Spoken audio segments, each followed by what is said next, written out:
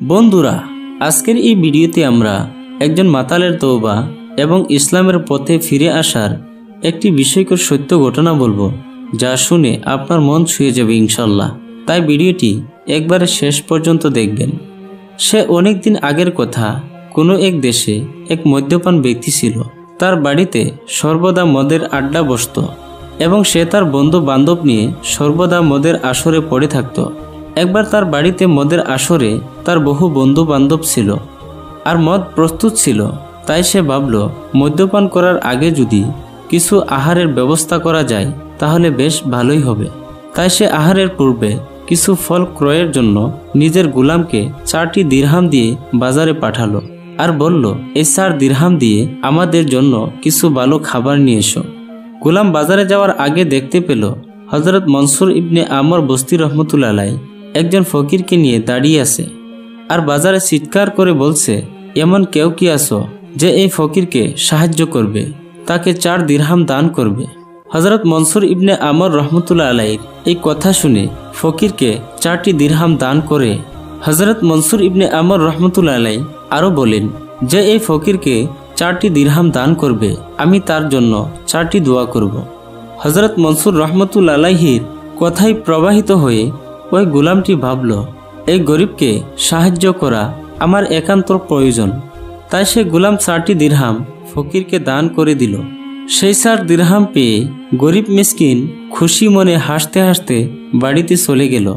এবার হযরত মনসুর রহমতুল্লাহ আলাইহি গোলামকে জিজ্ঞাসা করলেন, বলো তুমি কি দোয়া চাও?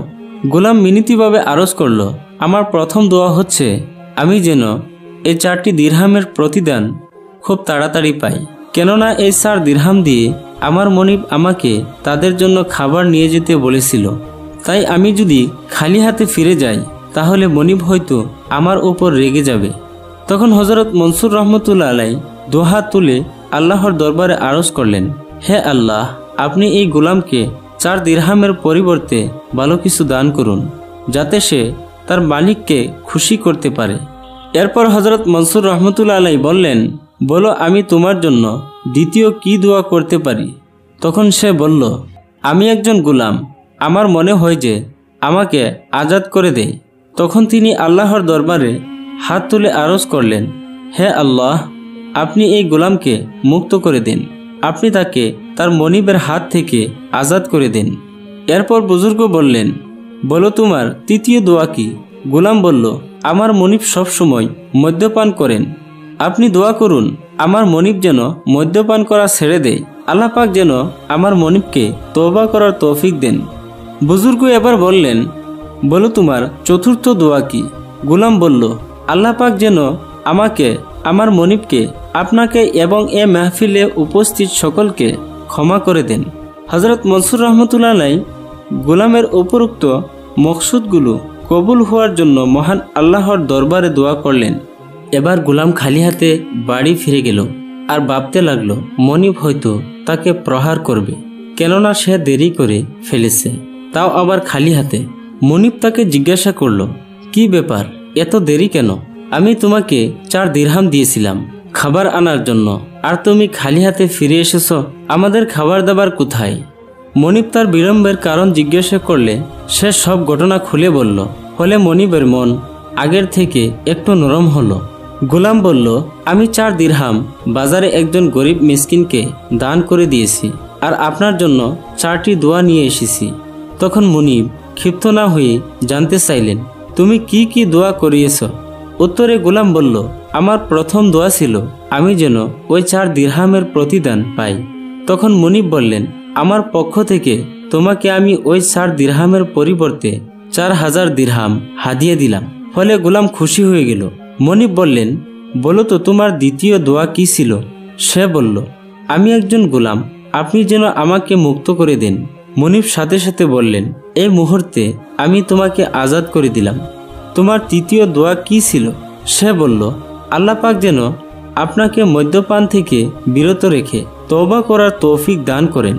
সঙ্গে সঙ্গে মনিব যাবতীয় পাপ কাজ হতে খাঁটি মনে তওবা করলেন।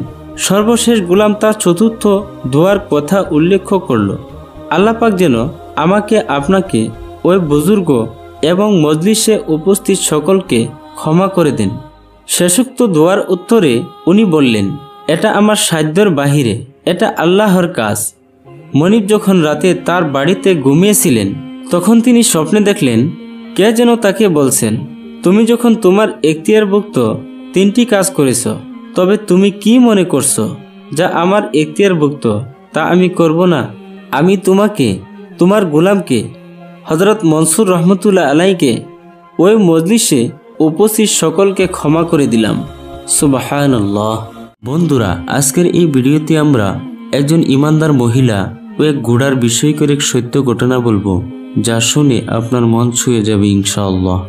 ইয়ামেন রাজ্যে এক বাদশাহ ছিলেন। তিনি আল্লাহকে বিশ্বাস করতেন না, তবে তিনি নামমাত্র মুসলিম ছিলেন এবং হযরত মুহাম্মদ সাল্লাল্লাহু আলাইহি সাল্লামের কথা সে শুনতে পারতেন না। বাদশাহ সবসময় বলতেন, আমার যা কিছু আছে সব আমি নিজেই করেছি, কেউ আমাকে কোনো কিছুই দেয়নি। এসব ধন সম্পত্তি সবকিছুই একমাত্র আমারই অর্জন। বাদশাহ অনেক ধন সম্পত্তির মালিক থাকায় তার অনেক জীবজন্তু ছিল। বাদশার অনেক ঘোড়া ছিল, কিন্তু এতগুলো ঘোড়ার ভিতর মাত্র একটি ঘোড়া ছিল তার অনেক প্রিয়। বাদশাহ সেই ঘোড়াকে দেখাশোনা করার জন্য এক বুড়ি মহিলাকে রাখলেন। মহিলা ঘোড়াটিকে অনেক যত্ন সহকারে লালন পালন করত। বুড়ি মহিলা অনেক নেককার বান্দি ছিল। তিনি সব কাজের সময় আল্লাহর নাম এবং মহানবী সাল্লাল্লাহু আলাইহি সাল্লামের দুরূদ পড়তেন। দুরূদ পড়া কতটা নেকের কাজ তা সব মানুষের জানা উচিত, কিন্তু ওই বাদশাহ হযরত মুহাম্মদ সাল্লাল্লাহু আলাইহি সাল্লামকে কোনো মূল্য দিত না এবং কোনোদিনও দুরূদ পড়তেন না। তবে ওই মহিলা ঘোড়াটিকে অনেক আদর যত্ন করে খাওয়াতেন এবং তাকে দুরূদ শরীফ পড়ে শোনাতেন এবং একা একা ঘোড়াকে বলতেন, তুমি আমার কাছ থেকে দুরূদ শরীফ শিখবে। কিন্তু বিস্ময়কর হলেও সত্য, ঘোড়াটি সে মহিলার কথা শুনে মাথা নাড়াত, কারণ ঘোড়াদের ওপর সবসময় আল্লাহ তাআলার রহমত বর্ষিত হয়। কেননা মহান আল্লাহ তাআলা বলেছেন, ঘোড়া পৃথিবীর সবচেয়ে মূল্যবান বস্তুর মধ্যে অন্তর্ভুক্ত। আর তাই তো আমাদের উচিত ঘোড়াকে আদর যত্ন করা, তার সেবা করা। আর এদিকে সেই এলাকায় এক লোক ছিল যিনি এই বুড়ি মহিলাকে খুব হিংসে করত, কেননা মহিলা সেই কাজটি এই লোক করতে চাইত।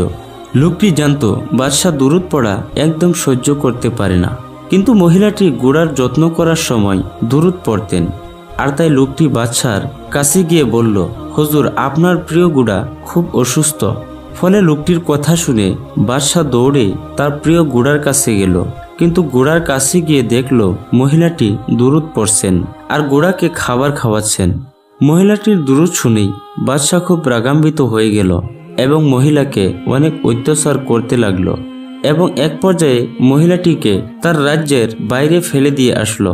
কয়েকদিন পর বাদশাহ বলল, আজ আমার মনটা খুব খারাপ, আর তাই মন ভালো করার জন্য আমার প্রিয় ঘোড়াকে নিয়ে ঘুরতে যাব।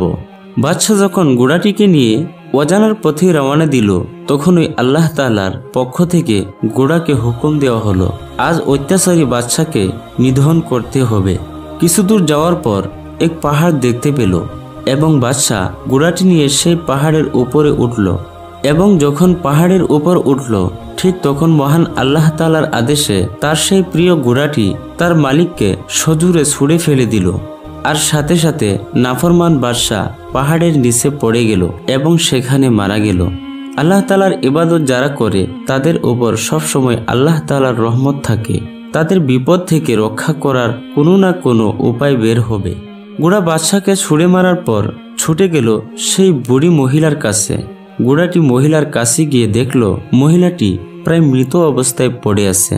মহিলার এমন অবস্থা দেখে ঘোড়াটি পাশের বাড়িতে দৌড়ে ছুটে গেল এবং জোরে জোরে চিৎকার করতে লাগলো। সে বাড়ির লোকেরা ঘোড়ার চিৎকার শুনে ঘোড়ার পিছু পিছু এসে দেখল মহিলাটি প্রায় মৃত অবস্থায় পড়ে আছে। আর সাথে সাথেই তারা মহিলাটিকে তাদের বাড়িতে নিয়ে গেল এবং সেবা যত্ন করে বুড়ি মহিলাটিকে সুস্থ করলো। আর এভাবে মহান আল্লাহ তাআলা সেই ঘোড়ার ওসিলায় খারাপ লোকের শাস্তি দিয়ে দিলেন এবং ভালো নেককার লোকের পুরস্কার হিসাবে মৃত অবস্থা থেকে সুস্থ করে তুললেন। তো বন্ধুরা, কেমন লাগলো আজকের এই ঘটনাটি তা অবশ্যই কমেন্ট করে জানাবেন। খোদা হাফিজ।